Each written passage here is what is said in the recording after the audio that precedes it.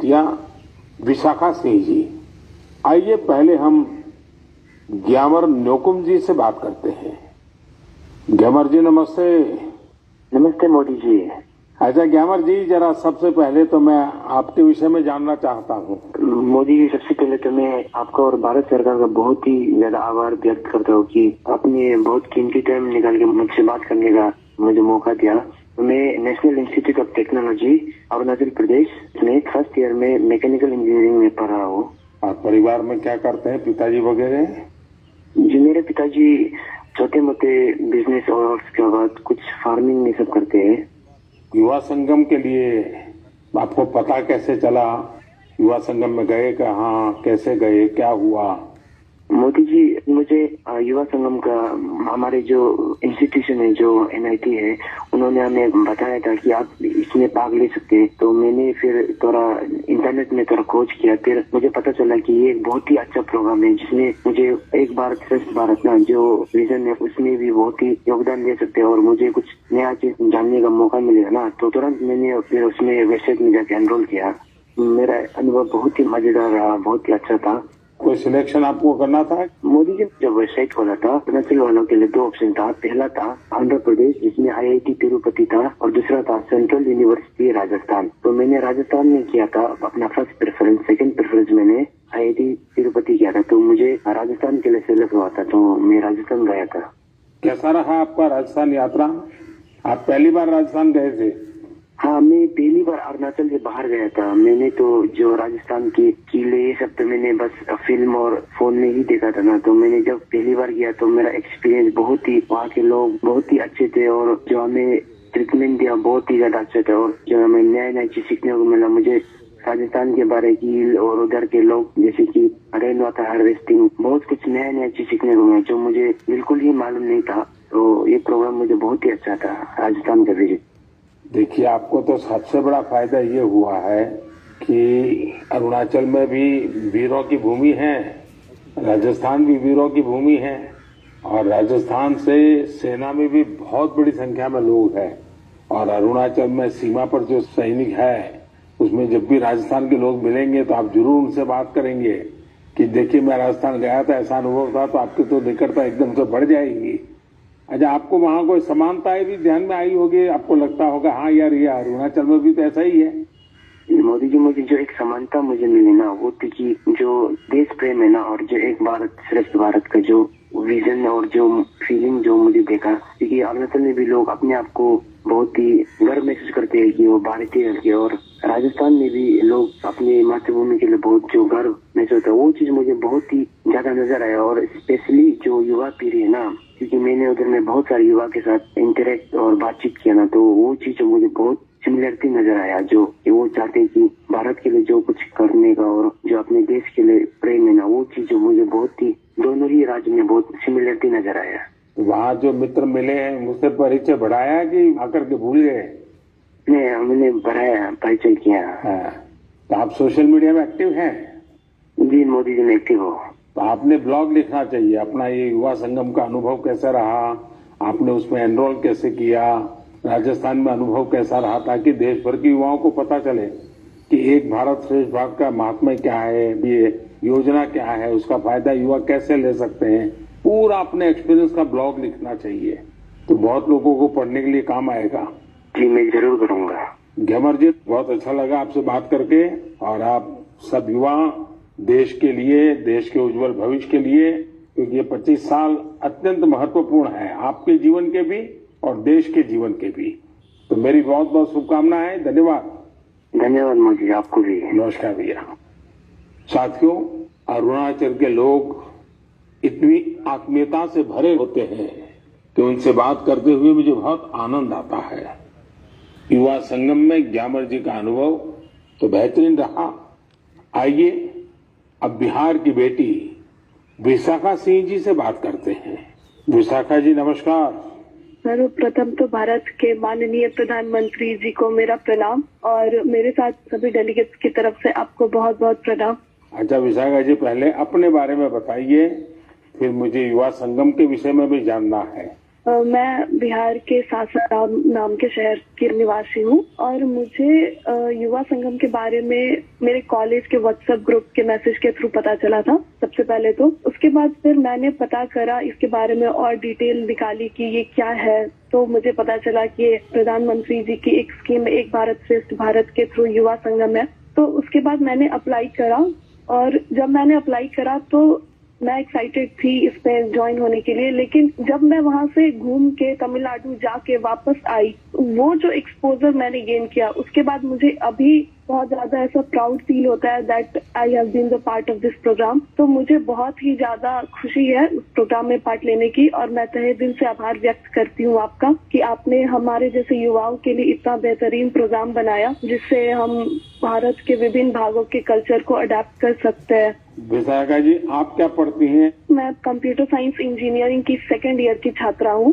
अच्छा विशाखा जी, आपने किस राज्य में जाना है, कहाँ जुड़ना है, वो निर्णय कैसे किया?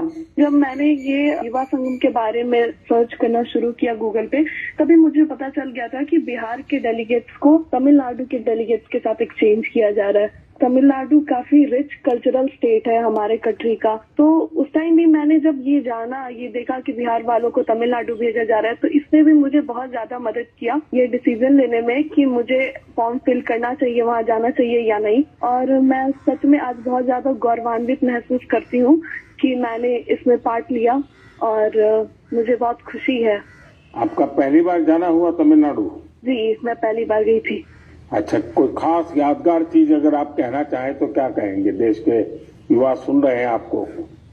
जी, पूरा जर्नी माने तो मेरे लिए बहुत ही ज्यादा बेहतरीन रहा है। एक एक पड़ाव पे हमने बहुत सारी अच्छी चीजें सीखी हैं। मैंने तमिलनाडु में जाके अच्छे दोस्त बनाए हैं, वहाँ के कल्चर को अडेप्ट किया है, वहाँ के लोगों से मिली मैं। लेकिन सबसे ज्यादा अच्छी चीज जो मुझे लगी वहाँ पे, वो पहली चीज तो ये कि किसी को भी मौका नहीं मिलता है इसरो में जाने का और हम डेलीगेट्स थे तो हमें ये मौका मिला था कि हम इसरो में जाएं। प्लस दूसरी बात सबसे अच्छी थी वो थी जब हम राजभवन में गए और हम तमिलनाडु के राज्यपाल जी से मिले। तो वो दो मोमेंट जो था वो मेरे लिए काफी सही था। मुझे ऐसा लगता है कि जिस एज में हम हैं एज अ यूथ, हमें वो मौका नहीं मिल पाता जो कि युवा संगम के थ्रू मिला है। तो ये काफी सही और सबसे यादगार मोमेंट था मेरे लिए। बिहार में तो खाने का तरीका अलग है, तमिलनाडु में खाने का तरीका अलग है। जी, तो वो सेट हो गया था पूरी तरह? वहाँ जब हम लोग गए थे तो साउथ इंडियन क्विजीन है वहाँ पे तमिलनाडु में। तो जैसे ही हम लोग गए थे तो वहाँ जाते के साथ हमें डोसा, इडली, सांभर, उत्तपम, वड़ा, उपमा ये सब सर्व किया गया था। तो पहले जब हमने ट्राई करा तो that was to good.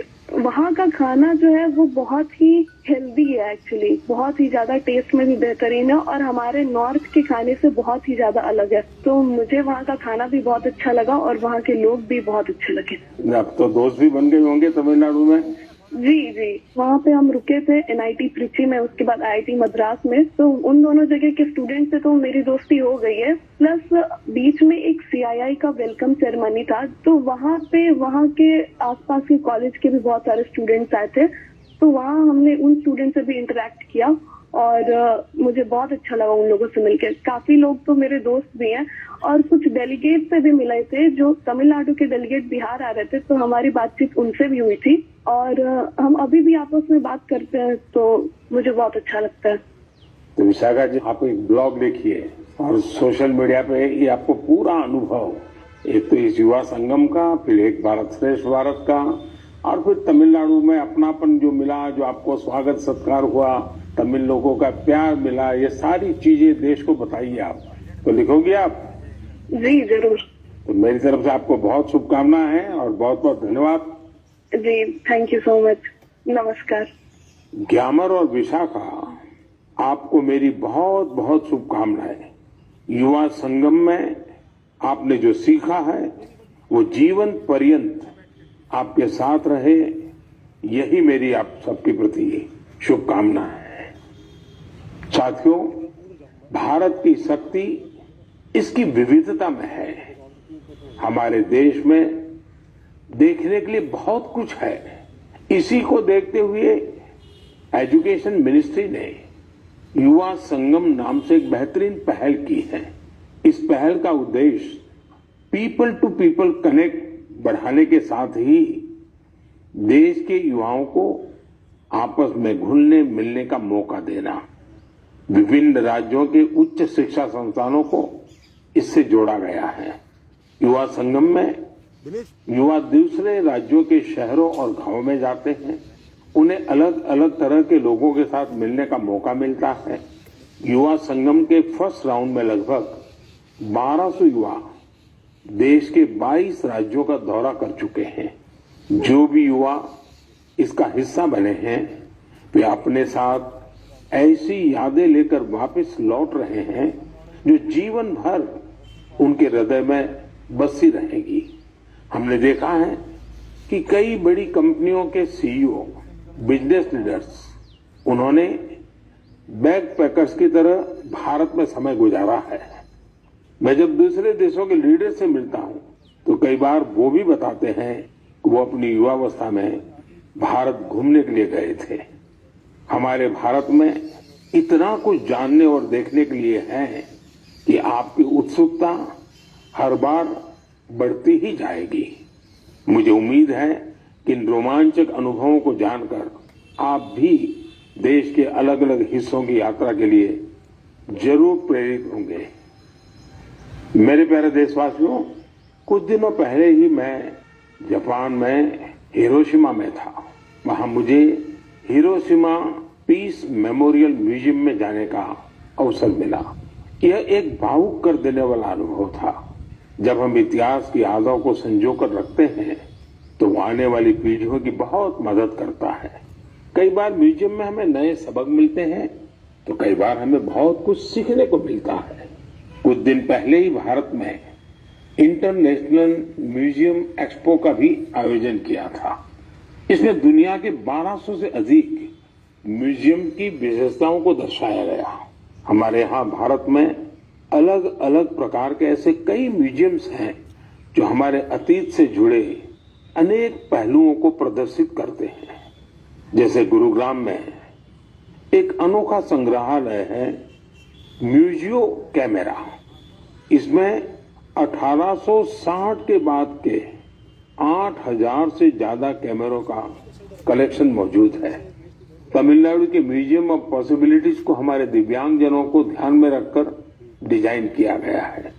Mumbai का छत्रपति शिवाजी महाराज वास्तु संग्रहालय एक ऐसा म्यूजियम है जिसमें 70,000 से भी अधिक चीजें संरक्षित की गई हैं। साल 2010 में स्थापित इंडियन मेमोरी प्रोजेक्ट एक तरह का ऑनलाइन म्यूजियम है।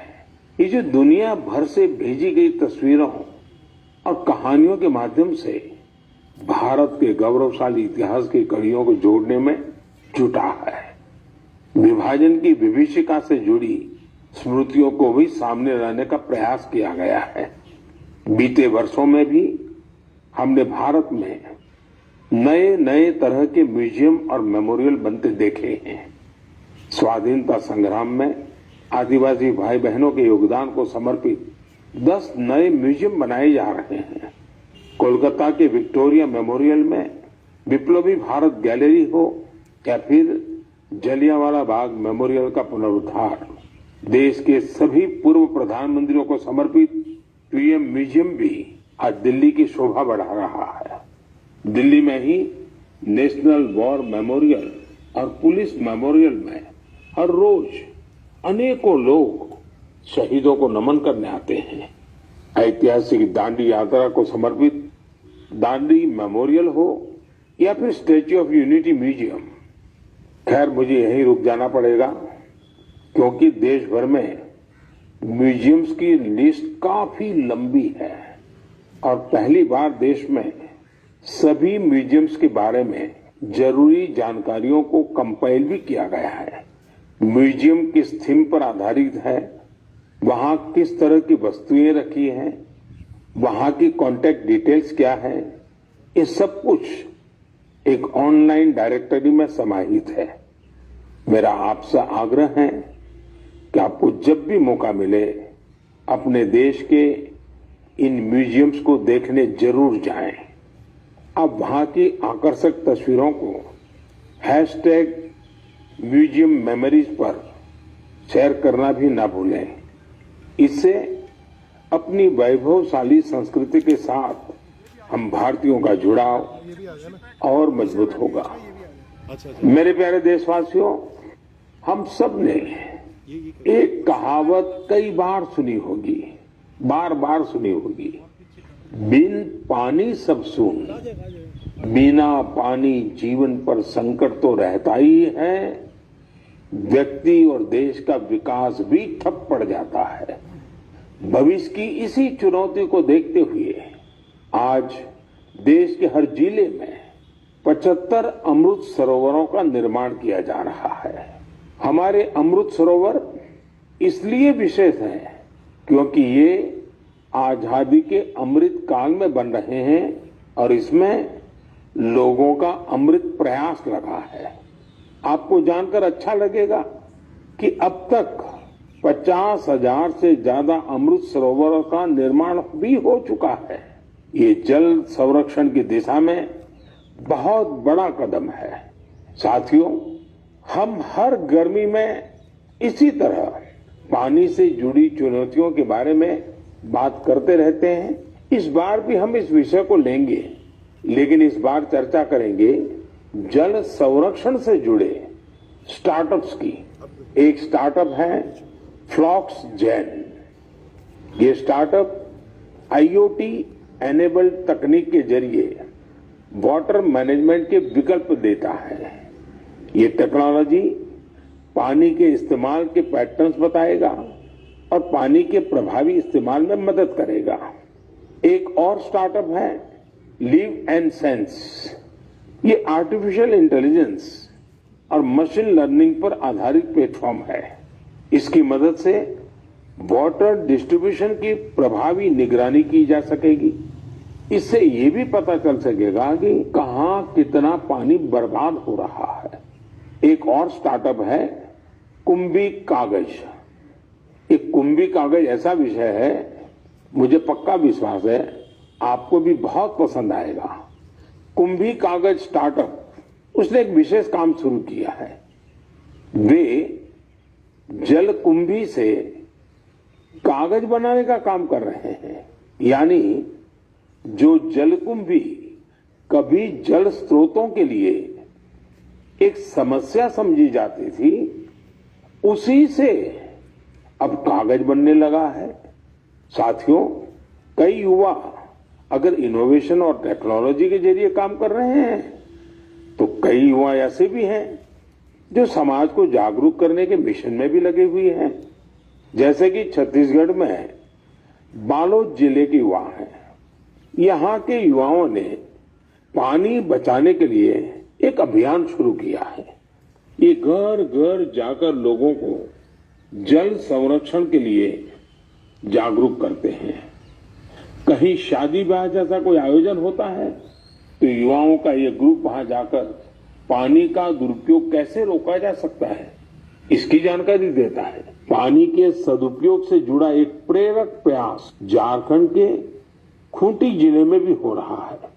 खूंटी में लोगों ने पानी के संकट से निपटने के लिए बोरी बांध का रास्ता निकाला है। बोरी बांध से पानी इकट्ठा होने के कारण यहाँ साग सब्जियां भी पैदा होने लगी हैं।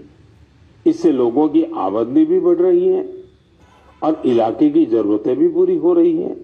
जन भागीदारी का कोई भी प्रयास कैसे कई बदलावों को साथ लेकर आता है, खूंटी इसका एक आकर्षक उदाहरण बन गया है। मैं यहाँ के लोगों को इस प्रयास के लिए बहुत बहुत बधाई देता हूँ। मेरे प्यारे देशवासियों, 1965 के युद्ध के समय हमारे पूर्व प्रधानमंत्री लाल बहादुर शास्त्री जी ने जय जवान जय किसान का नारा दिया था। बाद में अटल जी ने इसमें जय विज्ञान भी जोड़ दिया था। कुछ वर्ष पहले देश के वैज्ञानिकों से बात करते हुए मैंने जय अनुसंधान की बात की थी। मन की बात में आज बात एक ऐसे व्यक्ति की, एक ऐसी संस्था की जो जय जवान जय किसान जय विज्ञान और जय अनुसंधान इन चारों का ही प्रतिबिंब है। ये सज्जन है महाराष्ट्र के श्रीमान शिवाजी शामराव डोले जी। शिवाजी डोले नासिक जिले के एक छोटे से गांव के रहने वाले हैं। वो गरीब आदिवासी किसान परिवार से आते हैं और एक पूर्व सैनिक भी हैं। फौज में रहते हुए उन्होंने अपना जीवन देश के लिए लगाया। रिटायर होने के बाद उन्होंने कुछ नया सीखने का फैसला किया और एग्रीकल्चर में डिप्लोमा किया। यानी वो जय जवान से जय किसान की तरफ बढ़ चले। अब हर पल उनकी कोशिश यही रहती है कि कैसे कृषि क्षेत्र में अपना अधिक से अधिक योगदान दें। अपने इस अभियान में शिवाजी डोले जी ने 20 लोगों की एक छोटी सी टीम बनाई और कुछ पूर्व सैनिकों को भी इसमें जोड़ा। इसके बाद उनकी इस टीम ने Venkateshwara cooperative power and agro processing limited नाम की एक सहकारी संस्था का प्रबंधन अपने हाथ में ले लिया। ये सहकारी संस्था निष्क्रिय पड़ी थी, जिसे रिवाइव करने का बीड़ा उन्होंने उठाया। देखते ही देखते आज वेंकटेश्वर कोऑपरेटिव का विस्तार कई जिलों में हो गया है। आज ये टीम महाराष्ट्र और कर्नाटका में काम कर रही है। इससे करीब 18,000 लोग जुड़े हैं, जिनमें काफी संख्या में हमारे एक्स सर्विसमैन भी हैं। नासिक के मालेगांव में इस टीम के सदस्य 500 एकड़ से ज्यादा जमीन में एग्रो फार्मिंग कर रहे हैं। ये टीम जल संरक्षण के लिए भी कई तालाब भी बनवाने में जुटी है। खास बात यह है कि इन्होंने ऑर्गेनिक फार्मिंग और डेयरी भी शुरू की है। अब इनके उगाए अंगूरों को यूरोप में भी एक्सपोर्ट किया जा रहा है। इस टीम की जो 2 बड़ी विशेषताएं हैं जिसने मेरा ध्यान आकर्षित किया है, वो ये है जय विज्ञान और जय अनुसंधान। इसके सदस्य टेक्नोलॉजी और मॉडर्न एग्रो प्रैक्टिसेस का अधिक से अधिक उपयोग कर रहे हैं। दूसरी विशेषता यह है कि वे एक्सपोर्ट के लिए जरूरी कई तरह के सर्टिफिकेशन पर भी फोकस कर रहे हैं। सहकार से समृद्धि की भावना के साथ काम कर रही इस टीम की मैं सराहना करता हूं। इस प्रयास से न सिर्फ बड़ी संख्या में लोगों का सशक्तिकरण हुआ है, बल्कि आजीविका के अनेक साधन बने हैं। मुझे उम्मीद है कि यह प्रयास मन की बात के हर श्रोता को प्रेरित करेगा। मेरे प्यारे देशवासियों, आज 28 मई को महान स्वतंत्रता सेनानी वीर सावरकर जी की जयंती है। उनके त्याग, साहस और संकल्प शक्ति से जुड़ी गाथाएं आज भी हम सबको प्रेरित करती हैं। मैं वो दिन भूल नहीं सकता जब मैं अंडमान में उस कोठरी में गया था जहां वीर सावरकर ने काला पानी की सजा काटी थी। वीर सावरकर का व्यक्तित्व दृढ़ता और विशालता से समाहित था। उनके निर्भीक और स्वाभिमानी स्वभाव को गुलामी की मानसिकता बिल्कुल भी रास नहीं आती थी। स्वतंत्रता आंदोलन ही नहीं, सामाजिक समानता और सामाजिक न्याय के लिए भी वीर सावरकर ने जितना कुछ किया उसे आज भी याद किया जाता है। साथियों, कुछ दिन बाद 4 जून को संत कबीरदास जी की भी जयंती है। कबीरदास जी ने जो मार्ग हमें दिखाया है वो आज भी उतना ही प्रासंगिक है। कबीरदास जी कहते थे, कबीरा कुआं एक है, पानी भरे अनेक, बर्तन में ही भेद है, पानी सब में एक। यानी कुएं पर भले भिन्न भिन्न तरह के लोग पानी भरने आए, लेकिन कुआं किसी में भेद नहीं करता। पानी तो सभी बर्तनों में एक ही होता है। संत कबीर ने समाज को बांटने वाली हर कुप्रथा का विरोध किया, समाज को जागरूक करने का प्रयास किया। आज जब देश विकसित होने के संकल्प के साथ आगे बढ़ रहा है, तो हमें संत कबीर से प्रेरणा लेते हुए समाज को सशक्त करने के अपने प्रयास और बढ़ाने चाहिए। मेरे प्यारे देशवासियों, अब मैं आपसे देश की एक ऐसी महान हस्ती के बारे में चर्चा करने जा रहा हूं जिन्होंने राजनीति और फिल्म जगत में अपनी अद्भुत प्रतिभा के बल पर अमिट छाप छोड़ी। इस महान हस्ती का नाम है एनटी रामाराव, जिन्हें हम सभी एनटीआर के नाम से भी जानते हैं। आज एनटीआर की 100वीं जयंती है। अपनी बहुमुखी प्रतिभा के बल पर वो न सिर्फ तेलुगु सिनेमा के महानायक बने, बल्कि उन्होंने करोड़ों लोगों का दिल भी जीता। क्या आपको मालूम है कि उन्होंने 300 से अधिक फिल्मों में काम किया था? उन्होंने कई ऐतिहासिक पात्रों को अपने अभिनय के दम पर फिर से जीवंत कर दिया था। भगवान कृष्ण, राम और ऐसी कई अन्य भूमिकाओं में एनटीआर की एक्टिंग को लोगों ने इतना पसंद किया कि लोग उन्हें आज भी याद करते हैं। एनटीआर ने सिनेमा जगत के साथ साथ राजनीति में भी अपनी अलग पहचान बनाई थी। यहां भी उन्हें लोगों का भरपूर प्यार और आशीर्वाद मिला। देश दुनिया में लाखों लोगों के दिलों पर राज करने वाले एनटी रामाराव जी को मैं अपनी विनम्र श्रद्धांजलि अर्पित करता हूं।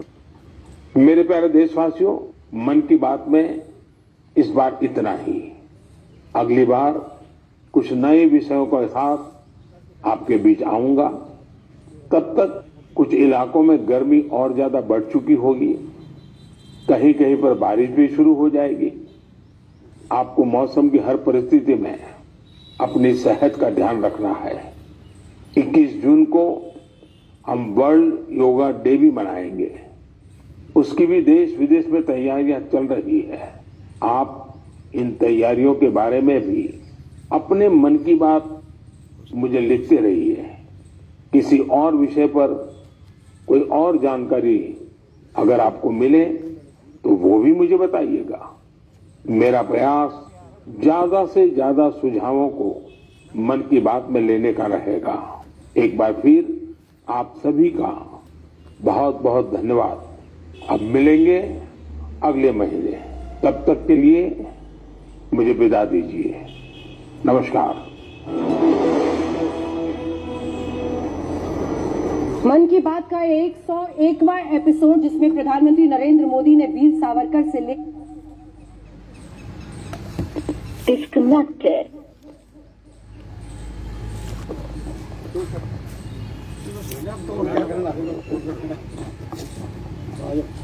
प्रधान जी आ जाओ।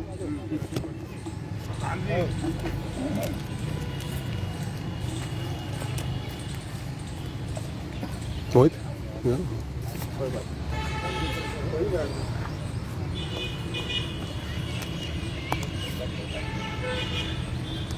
आदरणीय सूरज पहलवान जी, आप परिचित होंगे सब। बहुत बड़े मंदिर है अपना, उसके प्रधान है मंगोलपुर से आके। क्यों, वो तो सब शुरू से अपने ही लोग हैं। महासिंह जी है, रिटायर्ड प्रिंसिपल हैं। कोमल जी हमारी पार्टी की उपाध्यक्ष हैं। सुदेश भाई है। संदीप राणा जी ने अचानक, असल में आधा घंटे पहले इन्होंने मेरे को बताया कि हम इससे कार्यक्रम कर रहे हैं।